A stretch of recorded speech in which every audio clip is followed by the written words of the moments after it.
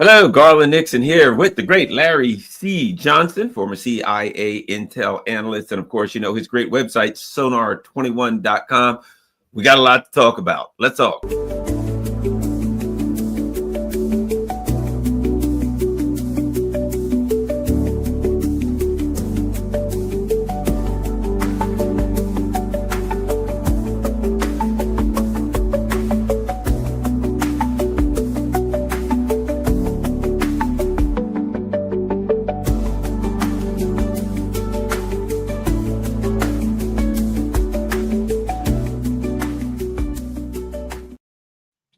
Hello, Garland Nixon here with Larry C. Johnson. And look, just in case you haven't been there, let me show you Larry's website, sonar21.com. You can see there's all kinds of great articles on there, all about Larry, and his info is there. And of course, there is the little support us tab. So make sure that you go to his site. You can learn a lot. Make sure you keep up with it regularly. You know, you watch these shows, you watch the Duran, and you watch these various shows, and you wonder how people know so much about what's happening. Well, Sonar 21, everybody who's interested in geopolitics goes to that site and reads the information. That's somewhere you need to keep up with. And of course, as always, donate, because, you know, look, the people that are doing all of this stuff, alternative media, everybody's got to eat here, and everybody's got to keep these sites up. So sonar21.com for Larry Johnson. Larry, welcome, and thanks for coming back.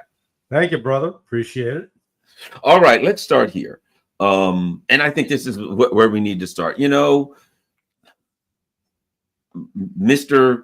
Peacemaker Trump, you know, and I'd say this all along. Look, you had to be crazy if you wanted those lunatics in the Biden administration to win again. I mean, we had like months to live if those bastards got back in power. So no, I'm not saying hooray. I mean, boo, they lost, or hooray, Trump won. It is what it is. Trump had, it wasn't that so much as Trump had to win as they had to lose. That being said, what can I say, Larry? Yeah. He's bombing Yemen. He's now threatening Iran. Let's start with Yemen. The thing about it is, the world isn't what it used to be, where you could just go to any country you wanted, punch the daylights out of. People have technology now, and they can strike back. And to be quite frank, our technological advantage, and particularly in air defense, ain't what it used to be. Larry. Well, what a difference 60 days makes, you know. Just before Trump came into office, with Steve Witkoff in the lead, they brokered a ceasefire in Gaza and stopped the genocide. And, you know, we all welcomed it, saying, man, some adults may be back in the room. And Trump at that time appeared willing to compel Bibi Netanyahu to, stop it. Well, we got flushed down the toilet a week ago on the 15th of March, the Ides of March. Instead of, beware the Ides of March, with Caesar being assassinated, man, peace got assassinated. Trump launched this attack on Yemen, which was completely unprovoked. They're justified and saying, we got to protect freedom of navigation, except since the announcement of the ceasefire, the Houthis had not interfered with freedom of navigation. They were supporting the Gazans, Palestinians, and by doing so, they said, okay, we'll stand down. Well, Trump hit them, but it's now clear from what is not just what Donald Trump has said, but both Pete Hegseth, Marco Rubio, they're all using this as a predicate, as a pretext to go after Iran. They're going to attack Iran. I don't know, it'll be within the next month or two, tops, unless somebody grabs Trump, slaps him upside the head, and said, "Are you crazy? What are you trying to do?" Maybe they'll come to their senses, because they're now discovering, just as the Biden administration did, that taking on the Houthis ain't that easy. They deploy these carrier strike groups, and carrier strike groups are protected usually by a couple of destroyers and a cruiser. And they they have on board this vertical launch system of air defense missiles. And that's exactly what it sounds like. There are containers that are, stand upright, but they're planted in the deck. The destroyers, I understand, carry about 96. And they fire a missile. Out of each of those tubes comes a missile or two. Well, they got a problem. Back, in World War II, they had what were called ship tenders. And the destroyers, the battleships, the cruisers, they'd fire off all their ammunition, and the ship tender would come up and reload them, pass it overboard. Here you go. Not now. These ships, with those vertical launch systems, whoever came up with that was a real genius. They have to go to a port. So that means they have to withdraw from the Gulf, the Red Sea in this case, go find a port where they can reload. They have to use cranes and such to put the new missiles in, and then they can sail back. Well, what happens is the Houthis launch out a bunch of drones and missiles, and usually every one of those vertical launch systems usually have to fire 2 or more missiles to take down one incoming one, just to be sure. Well, that rapidly depletes what's in there, and once they get down to a certain point where they're, they could easily run out of missiles, they got to pull out, and that means the aircraft carrier comes out as well. So here's Trump and team saying, "Oh, we're not going to be a bunch of weaklings like those Biden people. We're going to be tough." Yeah, they started bombing last Saturday, and you notice the news on it has sort of disappeared. And because in response, the Houthis they've launched attacks on the Harry S. Truman aircraft carrier, as well as launched Palestine 2 hypersonic missiles into Israel, into Ben Gurion Airport outside of Tel Aviv. So, Trump is being needlessly provocative, and juvenile. It's unfortunate, but now they're talking about attacking Iran, and that will be suicidal for the United States. Well, I remember, I'll never forget, many years ago, well, it was 2010. I was on Fox Business News in New York City, and there was a guy on, and it might have been Ted Postel. I just can't remember, but it was a guy who was a specialist in physics and all that stuff, and he was on there to talk about, at the time something was going out. Some members of Congress were talking about, a missile defense shield or something, and he started saying, look, he was there to say, you can't do this. All they're going to do is fire. He was like, it's easy. All they're going to do is fire a bunch of dummy missiles. That it's easy to overcome. It's and this guy was like physicist, nuclear physicist, whatever. It might have been Ted Postel. I don't remember, but whoever it was, I just can't recall. But I remember the conversation, and he was talking about there's nothing to it. You just fire more cheap dummy missiles than they had defense missiles, and they have no ways of knowing which one is a dummy and which one isn't. Right. You make them all look the same, fire the same speed. Some of them have a warhead, some of them don't. He's like, this is simple. Okay. This is pretty simple. The Houthis fire a bunch of drones. Well, the thing is, they're not drones. So if you get hit by one of these slow-moving drones, you get blasted pretty bad. So you shoot them down. If you don't, one of the big missiles come in, you get blasted pretty bad. And the drones are cheap. So this is like not something that shouldn't have been foreseen. You know what I mean? Like, hey guys, now that people are using drones, there ain't no way to stop that. They fired 25 drones and one missile. You got to shoot you. And might I add this, for air defense, the way an air defense system calculates, it has to fire 2.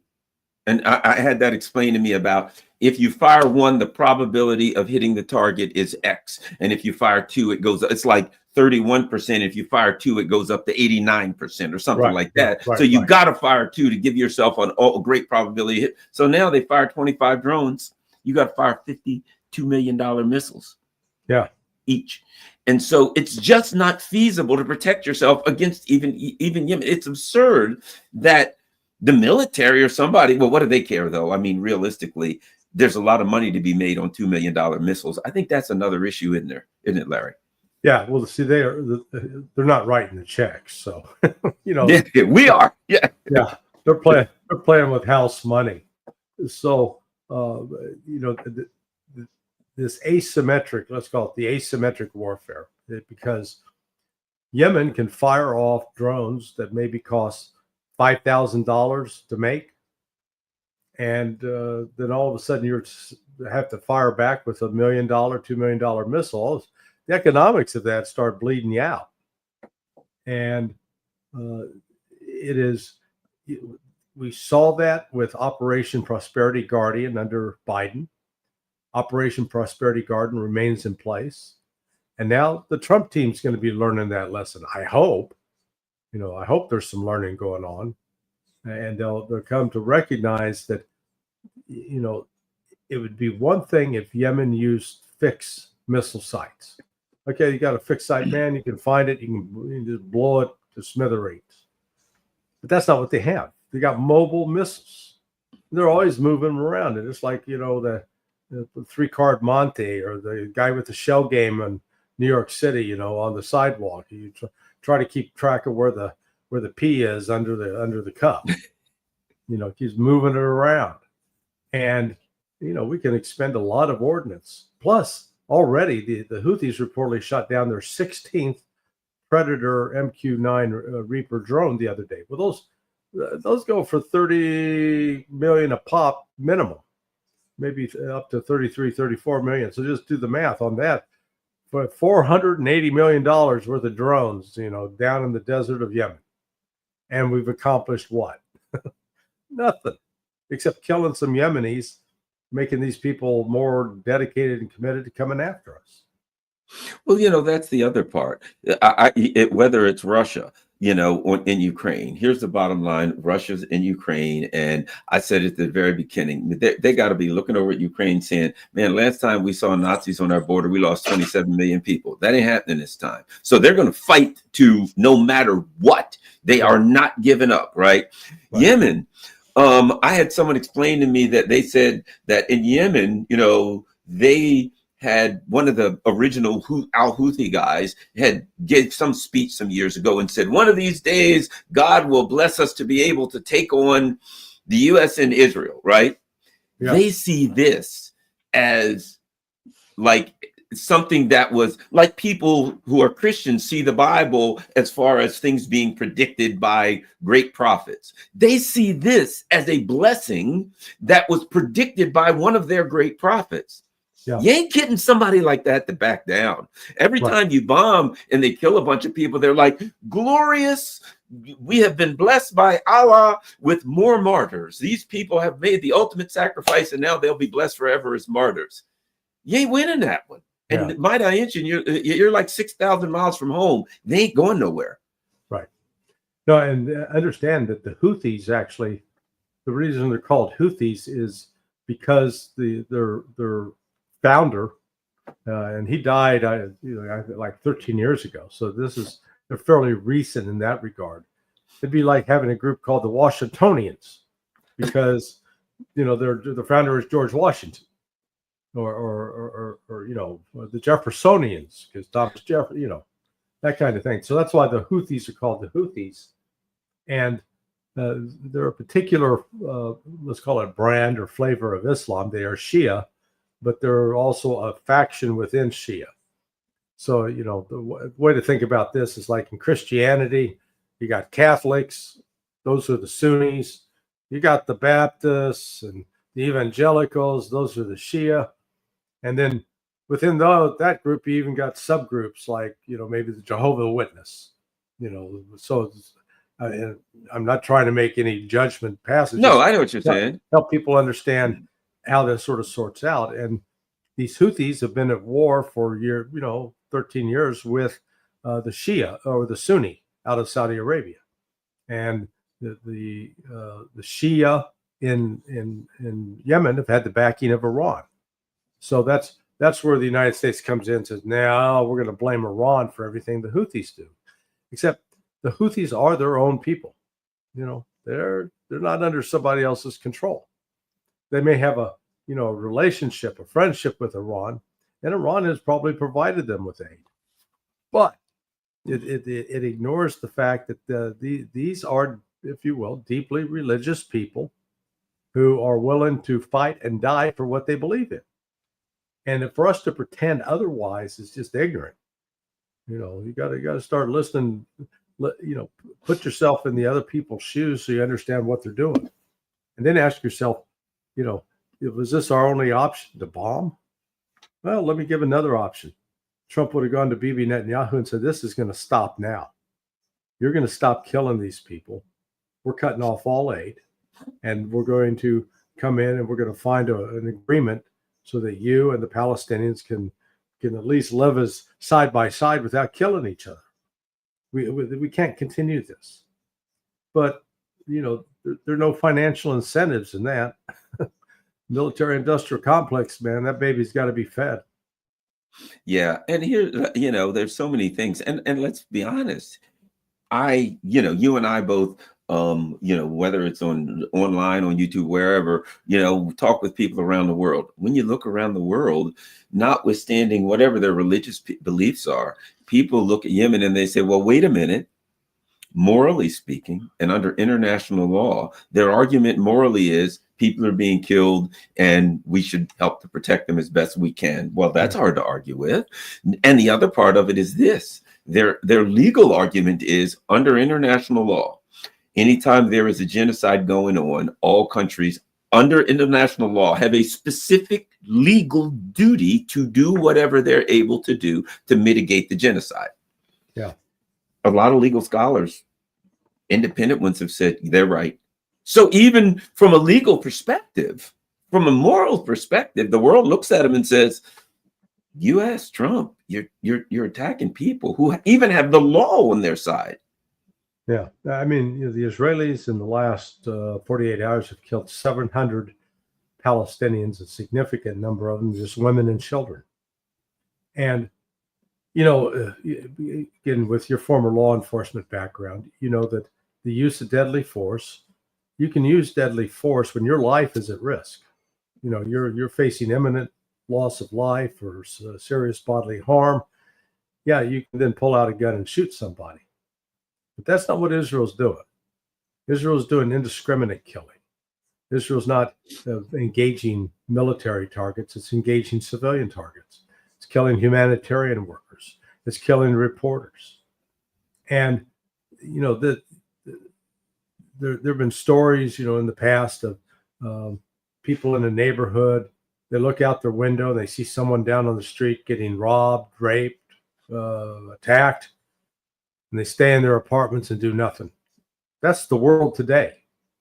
The world today is sitting there watching Israel, with the assistance of the United States, commit a genocide. And the only country in the world that's actually doing something to try to stop it are the Houthis in Yemen. They're the only ones. So, they're not going to, die in shame. They at least know that they're putting their lives on the line for something that's a humanitarian cause. Yeah, here's the other thing too. The Democrats lost and they got beat everywhere, right? And I'm a guy who was a Democrat up till 2016, and then Bernie ran, who's a total fraud now. But at that time, I didn't want Hillary, never, no way, right? Yeah. And I thought, well, maybe at that time, the picture we were getting was Trump was a populist and Bernie was a populist. And I knew people at that time who said, I'd vote for Trump or I'd vote for Bernie, but I wouldn't vote for Hillary, right? Because there was some changes going on. And we didn't know that in hindsight, both of them had their issues. But here's my point. The Democrats in 2020 got the crap beat out of them. And 2024, and they won't admit that part of it was Gaza. I've talked to young people who were, in their 20s. I talked to one guy, I've told this story often, from New York, and he says, that Gaza thing, that's what lifelong Democrats, and I wouldn't vote for him over that. And he says, and when I talk to most of my friends in New York and I say, you vote for the Democrats, they say no. And why? Gaza. I've also known a lot of people who didn't vote for either stayed home or voted for Trump. And this is the other thing the Democrats won't talk about. They were unhappy over the COVID issue, over, forcing people to do things they didn't want to do. The Democrats can't talk about those two things. They can't talk about, there were a lot of people they lost because of their COVID policies, and a lot of people they lost because of Gaza, and then aren't coming back. I think that they are that party is devastated because of the Gaza policy, the whole genocide. Joe, there's a lot of young people, especially, who just says, "Oh no, this is only." Here's my point: Trump's going to do the same thing to himself if he keeps this up. Yeah, you know what I mean? Right. A lot of people who are conservatives, who are libertarians, who are aghast at what they didn't align with the Democrats, but they were aghast, are going to look at Trump, and they started off with, "Hey, great, you're doing the right thing, you're doing a good thing," and now they're looking, and now they're just going to say, "Well, what am I to do? My God, I'm getting the same thing that I got with those lunatics." Yeah, no, you're absolutely right. And again, you think that someone like Trump, who's been a victim of lawfare and has been a victim of judicial abuse, would then come out of that willing to be a protector of those rights, even for those people that he disagrees with. But that's not what we're seeing. We've seen now anybody that dares speak up for Hamas is being persecuted and attacked. The First Amendment rights are being assaulted, and you're being labeled as a supporter of terrorism. Well, that's the same nonsense that was done to Trump. That anybody that spoke up about against the claims that he was a puppet of Putin was accused of being a puppet of Putin. And I guess I'm getting really sickened by watching the demonization of Hamas, because they're presented as this great terrorist group, and I consider myself, I get designated as an expert on terrorism, and it used to be just that I could spell Muammar Gaddafi. Okay, if you could spell Gaddafi, you get to be an expert on terrorism. But I had never, I couldn't. If you would have put a gun to my head and said, "Okay, how many terrorist incidents did Hamas do in 2023 or 2022?" And so I started looking it up. And I found that the Israeli Foreign Ministry had a website where they listed every single Palestinian attack against Israelis or foreigners in Israel since the year 2000, August of 2000. So I started going through it. I was shocked. Hamas has hardly done anything. There were over a 24-year period, there were a total of 680 terrorist attacks linked to Palestinians, not Hamas, just Palestinians. And of those, only 105 were identified as Hamas. That's over a 24-year period. And when you dug into it, you looked at, okay, what are we talking about here? Well, you're talking about an enraged Palestinian attacking a settler, or running somebody over with a car, or stabbing them in a restaurant. Now, I'm not saying that was okay, but it's a different cry from them setting off bombs, driving planes into skyscrapers, taking hundreds hostage, taking planes. It wasn't that kind of thing. So we've created this narrative about Hamas as a terrorist organization without understanding that, they're a national liberation organization in much the same way that, my ancestors who fought in the American Revolution, they were not part of the colonial army. They were militia. They were farmers, and they rose up to fight the occupier, the Brits. So that's what Hamas is doing. And in this country, we've got to paint them in the most negative way possible. And so you can't even have a reasonable discussion about this. It's off the table, just like you can't have a reasonable discussion about Russia. So we've locked ourselves behind censorship, and as a result, I think we're going to allow leaders like Trump to make some very, very bad decisions that will damage this country. One of the things I've been talking about lately is the MAGA, we'll call it a coalition, right? Because a political party or a movement is always coalitions, various people who come together for what reasons. I know people that voted for Trump because they're diehard MAGA people and have been. I know people that voted for Trump, they were Democrats and they're just like, yeah, the economy sucks and it was better under Trump. So hopefully I'll give him a shot. There's a coalition of different people for different reasons, right?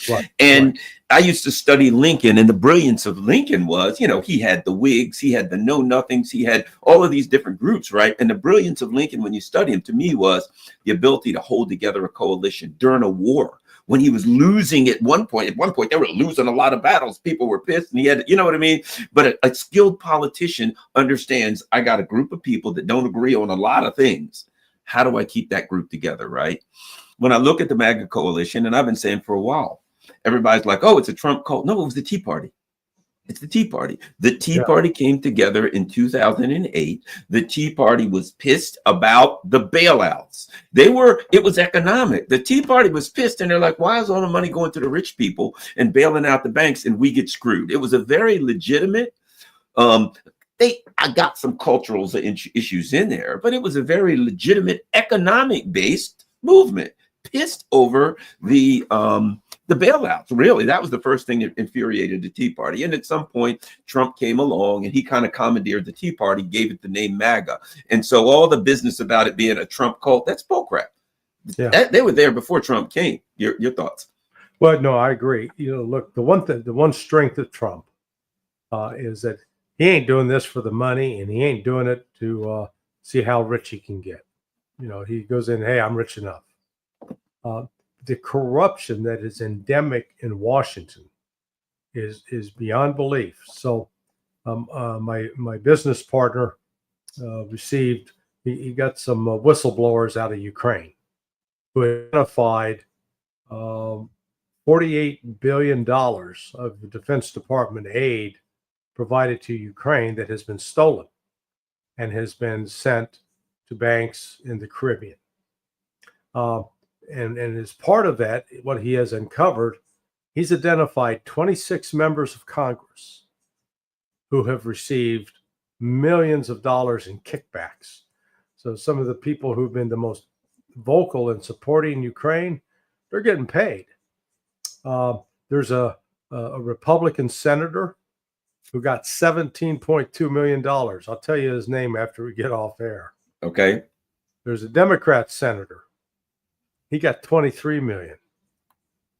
And part of the scam was like, maybe to make it simple, the Ukraine would invoice the Department of Defense for purchasing hand grenades, and they'd be buying a hand grenade for $20 a hand grenade.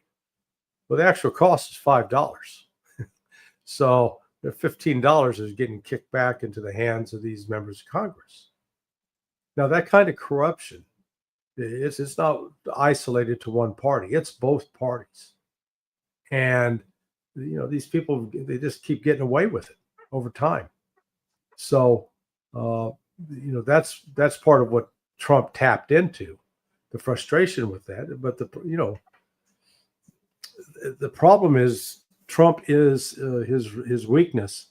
The American Israeli Political Action Committee, or Public Affairs Committee, man, they got their hooks into him so deep. He's like an organ grinder monkey, man. They crank the organ and he dances. And it's I think it's going to wind up leading to the deaths of thousands of Americans because he's going to pursue a policy to attack Iran, and that is going to lead to a war that we don't want, need, and it's not going to be able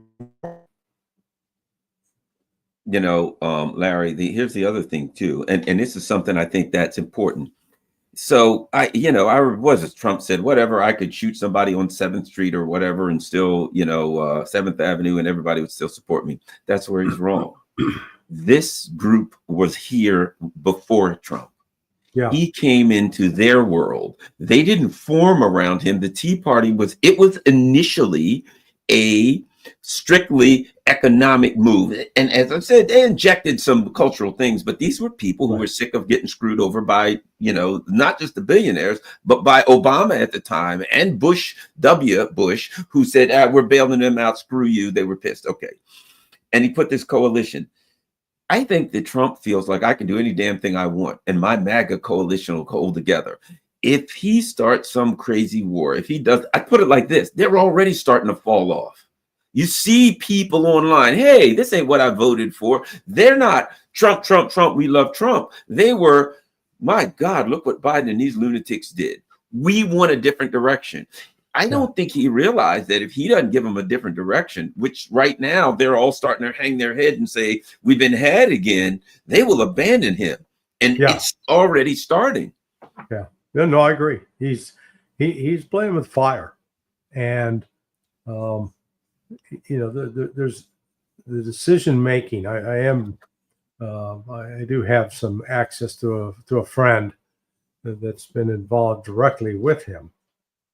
And, his decision making, particularly on the personnel front, hasn't gotten really any better. This time, instead of surrounding himself with some Washington insiders, he surrounded himself with children. Pete Hegseth, Marco Rubio, they're children. They don't have a real well-formed worldview. They're going to do what they're told. But particularly like this attack on Yemen, an experienced Secretary of Defense would have said, "Yo, Mr. President, here's why we don't want to do that. Number one, all those missiles that we put into the vertical launch system? We got 600 of those. 600. We're not producing them. So we start using them, it goes down. And all of a sudden, we're out of missiles. And if I'm the Yemenis, man, I'm going to fire 20 a day at these ships, force them to use them up. And all of a sudden, you disarm the United States. So you need a Secretary of Defense that's got, if you will, got the stones to tell the president, hey, Mr. President, we're not doing that, because if you do that, you're going to disarm us. You're going to make us more vulnerable. No, not Hegseth. Oh, yes, sir. Yeah, we're going to go teach them. We're going to freedom of navigation, just childish nonsense. They're the same with Marco Rubio, and candidly with Michael Waltz, his national security advisor. And, I'm sad to say, we've seen Tulsi Gabbard, man, she sold herself out. That was quick. Yeah, boy. There was a time of 6 years ago where she spoke courageously and correctly about, hey, what are we doing supporting this war in Yemen? This is nonsensical. Now, man, she's singing the chorus that the choir demands, and it's saying, oh yeah, Hamas, a bunch of terrorists, and oh, Iran out of control. It's like, man, when you lose your integrity like that, there's no easy way to go recover it. And she caved in the case of Danny Davis as well.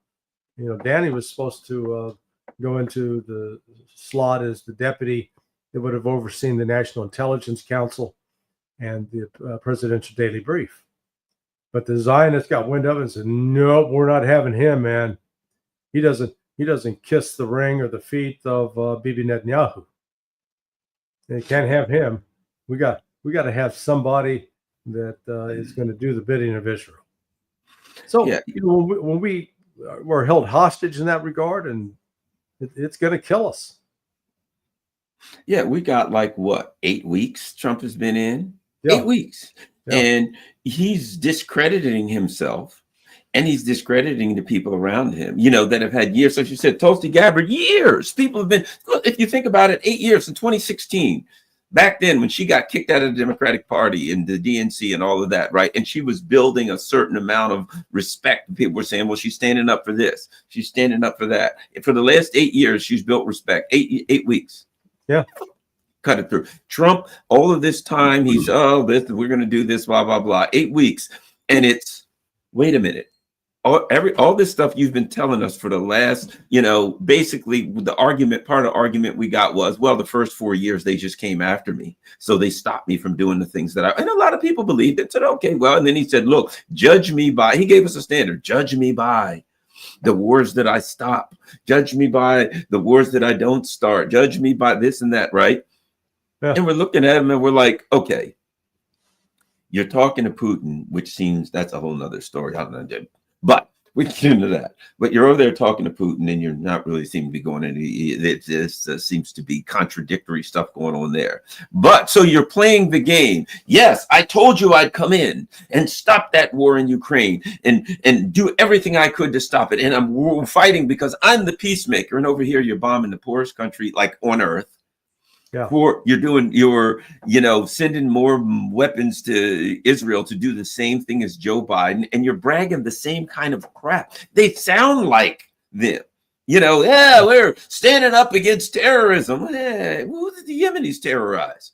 Yeah. The exact same language, the exact same word, the continuity, and all of the people, there were a lot of, even me, I'm guilty, who said, well, Trump's saying some different things, maybe some things will happen. And there was a bunch of people going, oh, come on, Garland. You know what I mean? And I'm now looking at them like kind of sheepishly, like, yeah, well, perhaps you were right. You know what I mean? Yeah. Go ahead. Well, when you look, think back to your career as a police officer. If you came across a guy who was given firearms, pistols, and ammunition to gangbangers, and then they were killing civilians on the street, you'd consider that person who is supplying all the firearms as guilty as those who pulled the trigger. Right. Yep. That's the United States. We're an enabler of murder, of genocide.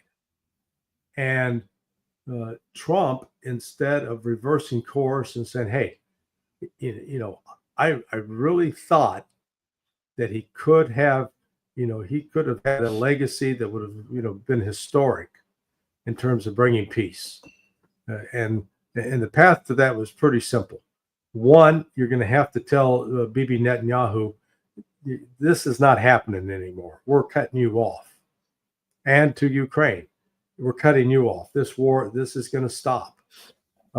We go to Russia and say, hey, we're sorry for encroaching towards your territory for the last 30 years. We want to get along with you. We don't want to fight with you, and we'd like your help in getting Iran to assure us that they're not going to build nuclear weapons. Now, Russia's already doing that, but we could, again, there's a negotiated settlement. And then, we can go to the Chinese and say, hey, look, you got to stop sending all this fentanyl, letting your criminal organization send this fentanyl to the United States. It's killing too many of our people. But, there are peaceful ways to find how to live together. But man, if Robert Palmer was still singing instead of addicted to love, man, he'd be singing addicted to war. That's what we are. We're addicted to war. Yeah, and in looking at this, you look at the EU. One of the things that I've said, and I'm going to throw this at you, is if I'm Trump, now here's what we hear. Oh, we're going to be friends with the Russians. We're going to do alliances with the Russians. And that whole thing of hating Russia is over. Sounds good that sounds good. Sounds great. So when the lunatic EU, which aren't going to be able to do this anyway, say, well, as for us, we're going to gear up for a big war with Russia. We hate the Russians and we've got to attack them to keep them from attacking us, as if that makes any sense. But so we got to get ready for this war. We got to arm, and we're going to be the boy. Russia's going to get it right now. If I'm Trump and I'm thinking, well, yeah, that's not a good idea because we could get dragged into it. It could go nuclear. I'd say, guys, don't do this. What does Trump say? Sure, we'd be happy to sell you the weapons. Oh, you want to re-weaponize? Buy it all from us. Yeah. But we know what their plans are, that they're going to point them right at Russia. If I'm at Russia, I'm like, I'm really supposed to trust you. When these friggin' lunatics next to me, or thank God they're so incompetent they'll never be able to do it, But even then, if I'm the Russians, I'm like, I'm supposed to trust a deal with you. And these people are saying, can you give me a gun so I can or a knife so I can stab Garland? And you're like, Garland, you and I are going to be friends. Here's your knife. Go ahead and stab Garland. Be happy to give it to you. Yeah.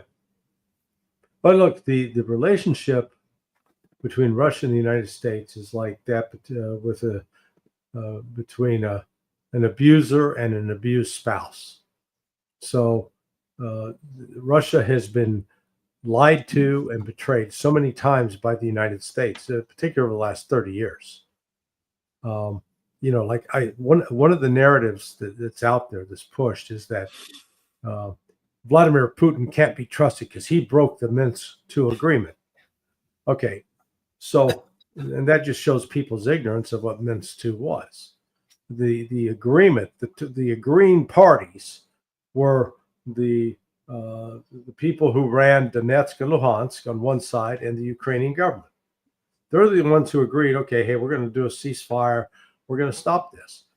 Russia was part of the negotiating party to assure it. Now, again, at the time, the way the narrative goes, Russia pulled its troops out. Russia didn't have any significant presence of troops at the time. And then we find out years later that the ones who really were the principal drivers of this deal were Angela Merkel of Germany and Francois Hollande of France. And they admitted that this was a ruse. This was a pretext. And they had no serious, it was designed to buy Ukraine time so they could rearm. And the reason they declared the ceasefire at the time was because the Ukrainians had lost the battle at Debaltseve. And so it was to buy them time to rebuild and lick their wounds. So, that is just one example where the Russians have been lied to and deceived by the West. And, anybody that's been in a bad relationship with an abusive spouse, someone with a drug problem, somebody with alcohol, who's an alcoholic, and, you can forgive them once, you can forgive them twice, you can forgive them 3 times. If you're really, a compromised person, you stay in that relationship, you keep getting beat up, you keep getting abused and betrayed.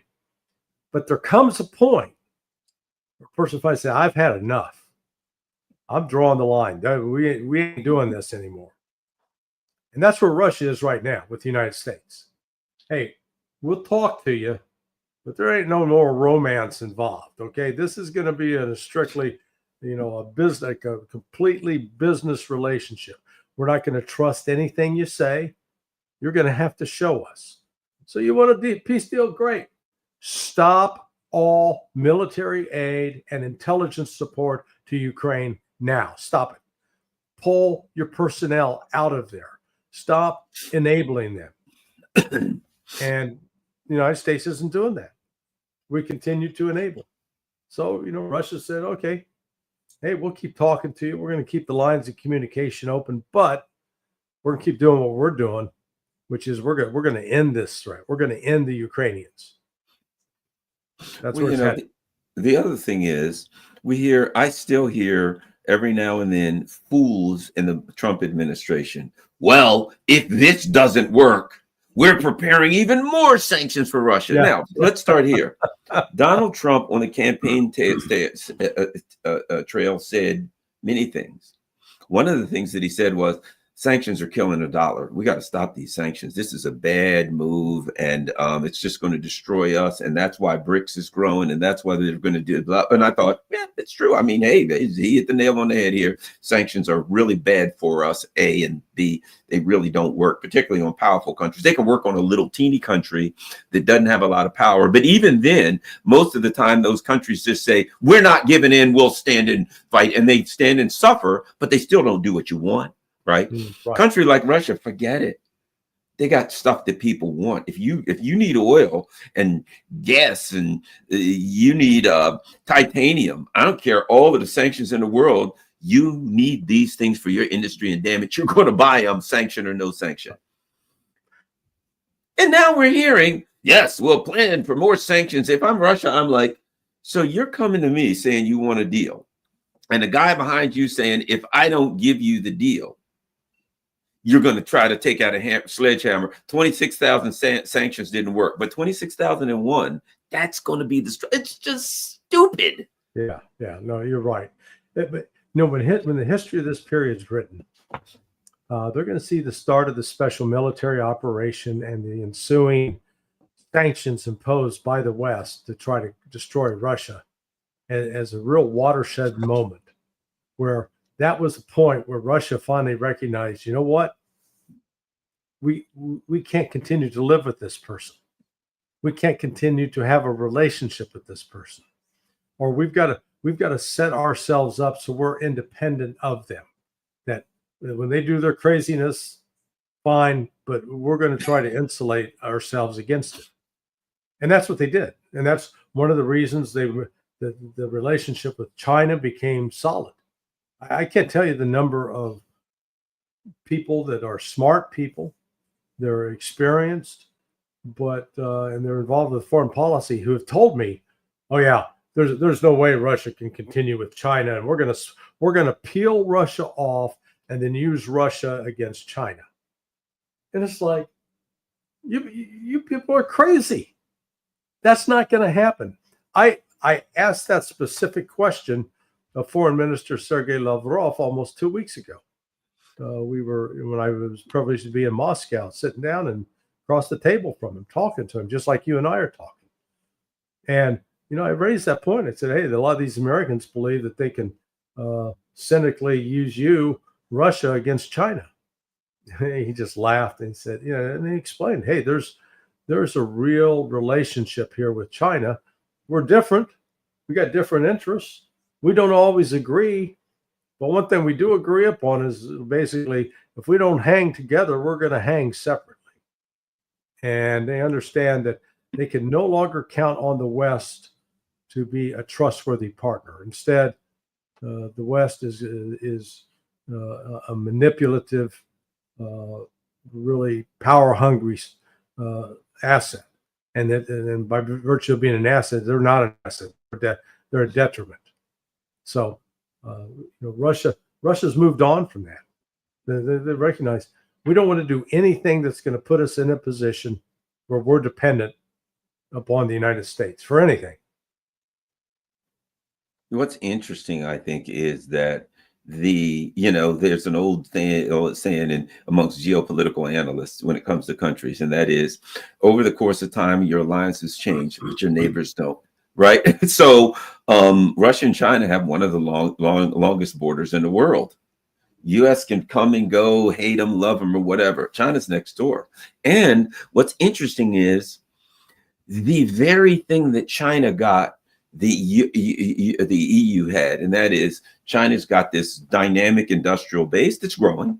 People are working, they're eating, right? Russia's got a bunch of stuff that if you got a dynamic industrial base, that's all the things that you need, right? Europe was sitting there, and they're using actually, if you think about it, the U.S. was providing all their military, which they really didn't need, but they provided their military. They didn't have to spend anything on military. The Russians were giving them cheap oil, even back to the Soviet Union and all that kind of stuff, right? So they were like living good. Now, the U.S. has gone bananas, but they're already nuts. And now they've said, we don't want it. And China's like, hey, guess what? We're over here. All that crap that the stuff that you wanted. Yeah, no, thank you. You can stay away from those mean old Russians. You don't want their oil and their gas. We'll take it. So the Russians, all they had to do, when you got the amount of commodities that they have, you look left. If those people don't want it, you look to the right. Those people over there will take it. Right. And so now the dynamic is it actually benefits China greatly to have the EU see we don't want anything from Russia anymore, because China's like, great, all for us. And Russia gives us a good price, because you know what they're doing? They're building the power of Siberia. The power of Siberia too. They're building bridges. They're building train tracks. They're building everything so that all the Russians have to do is pull this stuff out of the ground, put it on a train, overland to China, no sea routes, no nothing. So both of these countries are actually going to grow faster as a result of EU being a flock of morons. Yeah, well, one of the interesting narratives in the West is to portray both Russia and China as these imperial warmongering powers intent on, conquering the world.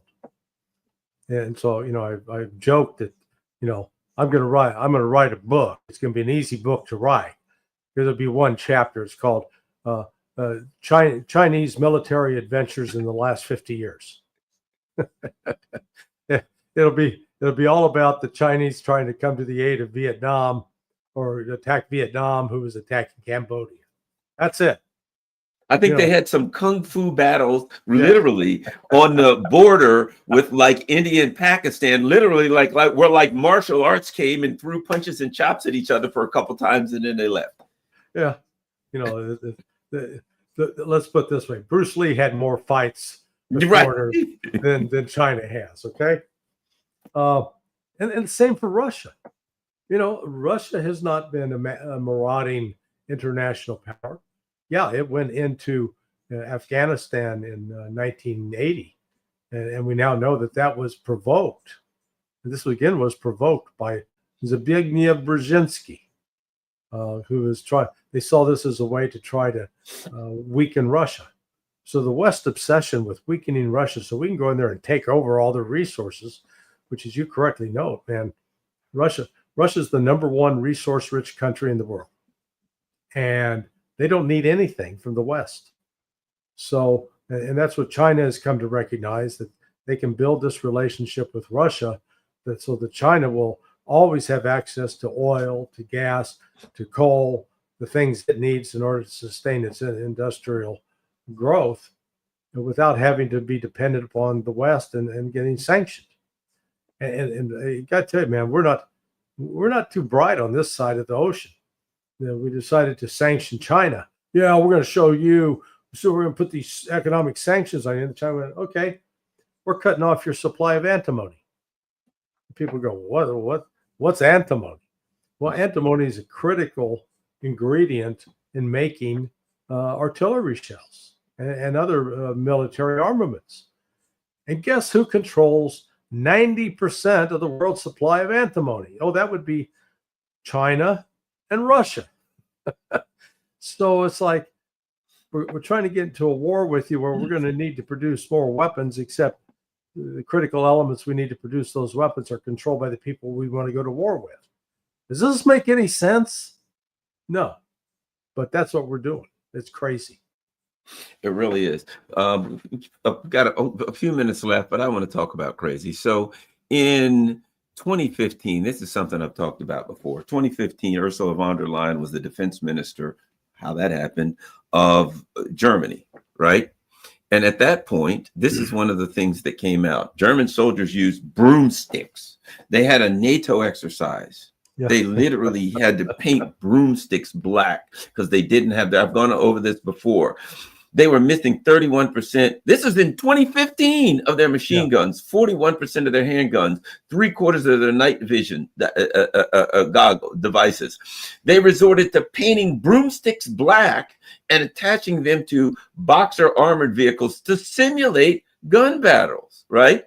You go on. They also used ordinary Mercedes vans as stand-ins for armored personnel characters during training because of the shortage of equipment. Right now, this is the Atlantic Council. This is not, this is not Garland Nixon, some peacenik, who's standing up against the war or something. So here's the problem they got. And the corruption, as we know, or which von der Leyen with the whole Pfizer and then Cutter Gate. I'm sure you're familiar with all that. But here's the bottom line. Even if these corrupt, ignorant bastards get their hands on $1 billion that they're going to use to rearm to come after Russia, they'll steal every dime of it and screw the rest up and end up having to charge Russia with sharpened broomsticks. And I don't think that's going to work against artillery. Well, and let's not forget the optics of this. So here's Friedrich Merz. The other day, I guess they decoupled German debt from expenditures on military, building up the military, which is, not economically a sound approach. But the notion of Germany arming to attack Russia, you're going, Geez, that sounds familiar. Oh yeah, that would be 1917.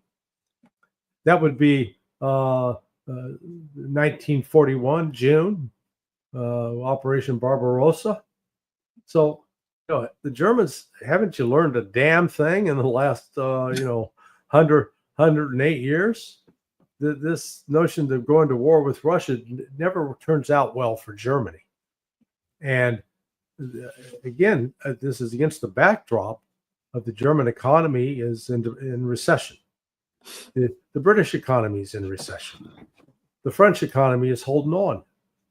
And yet they said they're going to go spend billions of dollars to build up a military capability when, as you correctly noted, they couldn't even properly arm their own army. I mean, hell, they got a great gun manufacturer in Germany, Heckler and Koch, H&K. They make a great carbine. But the Germans just haven't provided enough money to invest and equip their soldiers, and yet they want to take on Russia. Russia, I'll tell you what, they're best described as a bear. And you've got a sleeping bear, let it sleep. Don't wake it up. Don't poke the bear.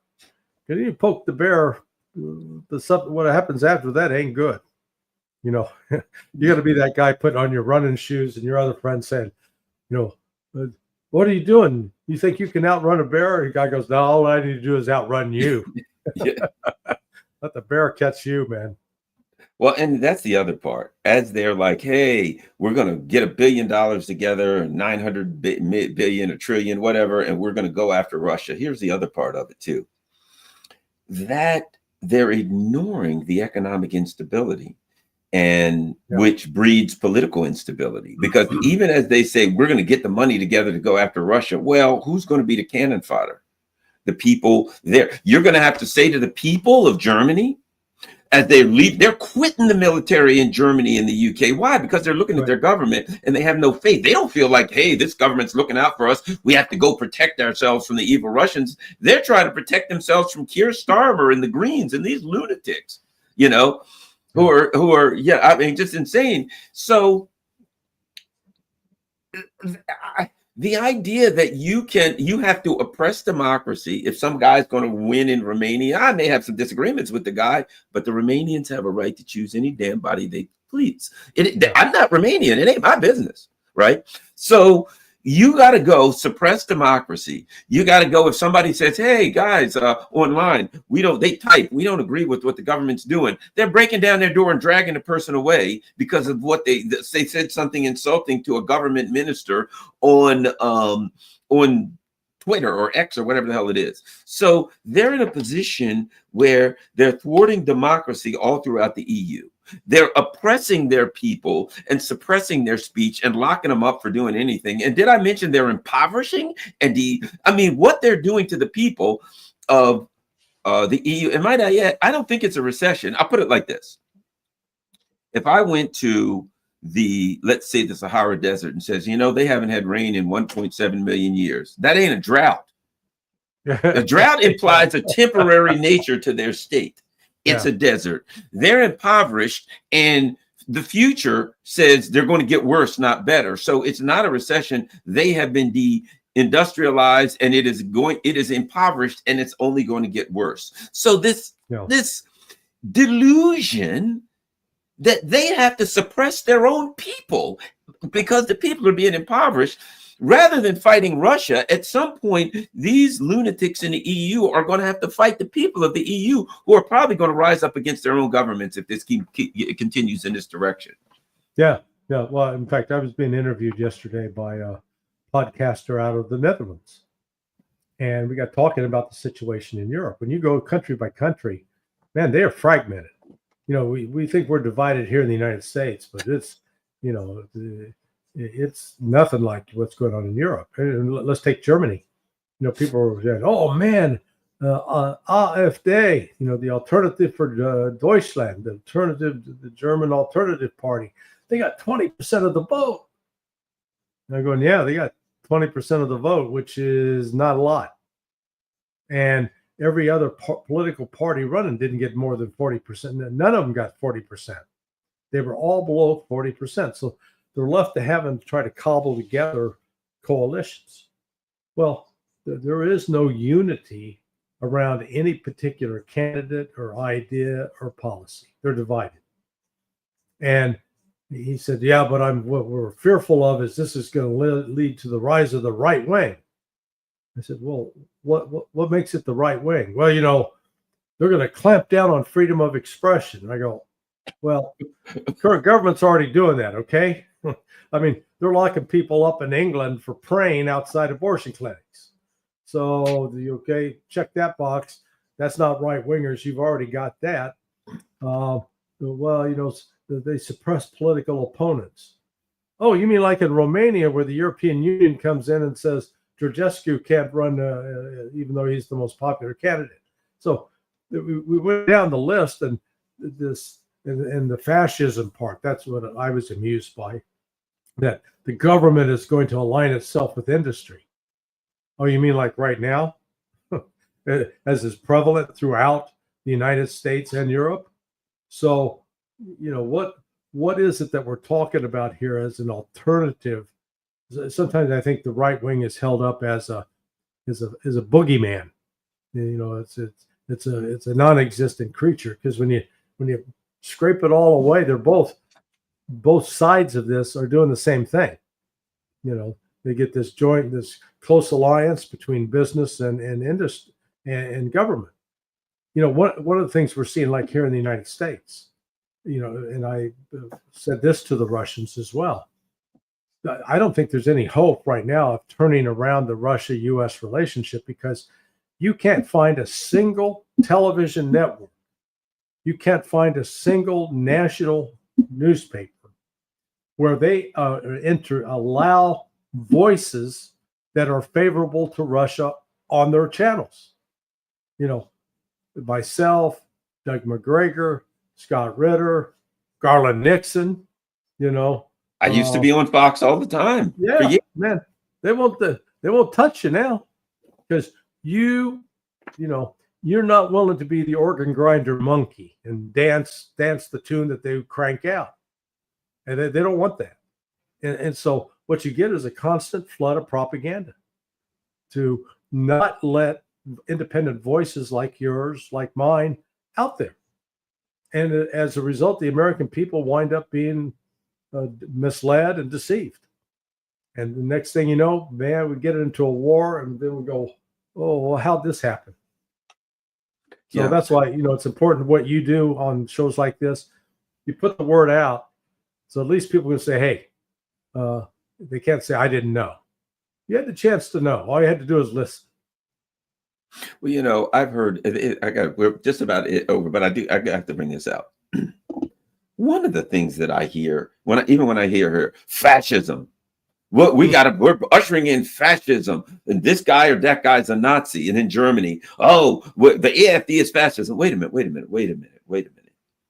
The current government is aligned with people in Ukraine that if you took pictures of their uniforms, if you took pictures of the iconography on their uniforms and their tattoos in Germany, now the government is aligned with these people. If you were to take a picture of their tattoos and put it up in Germany, they'd lock you up. Yeah. Now, this guy is a fascist and a Nazi because he's a member of the AfD. And I'm not saying I don't know that much about him. I'm just I've heard over here that, some people don't like him, some people, but whatever. I don't know that much enough about him to know. But how the hell can you call this guy a Nazi when you're running around with blue and yellow everywhere? The trains are painted blue, the fire, you know what I mean? Everything you turn on a friggin' news. I'm so sick of blue and yellow. I turn on a football game and the 1 yard line is blue and the 5 yard line is yellow. I'm so sick of this crap. But the Democrats, this guy's a fascist. What do you must do? We must support the Azov battalion. The contradiction between these so-called liberals, whatever the hell they are, they're fascists themselves, literally supporting goose-stepping, proud, self-proclaimed Nazis and calling everybody else a Nazi, Larry. Yeah. No, it's projection. And we found repeatedly, I know there's an attack supposedly coming out and Mother Jones. They're going after Danny Davis for. But one of the things they're attacking Danny Davis for is for having Doug McGregor and me on air. And David Korn, that clown, is the one who is writing this article supposedly. And Korn sent me an inquiry, wanting me to defend myself against charges that I'm a conspiracy theorist. I wrote him back. I said, "Man, that is hilarious that you have the audacity to call me a conspiracy theorist when you were the one pushing Russiagate and touting the Steele dossier as a legitimate document." I said, "You're the biggest conspiracy theorist of all." And so it's just, again, projecting onto others what they're doing. And, that's why, thank God for the internet, that we've got an alternative to corporate media. Like I said, you used to be on Fox. I was a Fox News analyst for a year, and I was regular on all of the major television networks talking about when there were terrorist incidents. But boy, they won't let me near this, and I'm not looking to go on them either. I'm not saying, "Oh boy, I wish I." What a waste of time! It really was, because you can't have detailed discussions, in-depth chats like you and I are having. Absolutely. It's now, I'll say this though, and I mentioned this the other day, Jimmy Dore, whenever he comes to town, I'll go to see his comedy show. Right. And I would go for years, right, in Baltimore. And I went and, outside of Baltimore in the suburbs is where it was really, but the Baltimore area. Okay. So I would go, and there was a bunch of hippies. You know what I mean? There was a lot of hippies. That's where you go, and the anti-war hippie kind of people. Like I can be an anti-war hippie in some ways. So I was, oh, great. A bunch of anti-war hippies, right? Okay. People who push back on the stuff, the people who push back on COVID, they were all there. It was great, right? I went the other week, and you know what I saw? Bunch of middle-aged and upper middle-aged gray-haired people, the people that used to watch CNN. I was like, holy crap, where's all the hippies, right? The people that used to watch Fox, that used to watch CNN, that used to watch MSNBC, all of that stuff, right?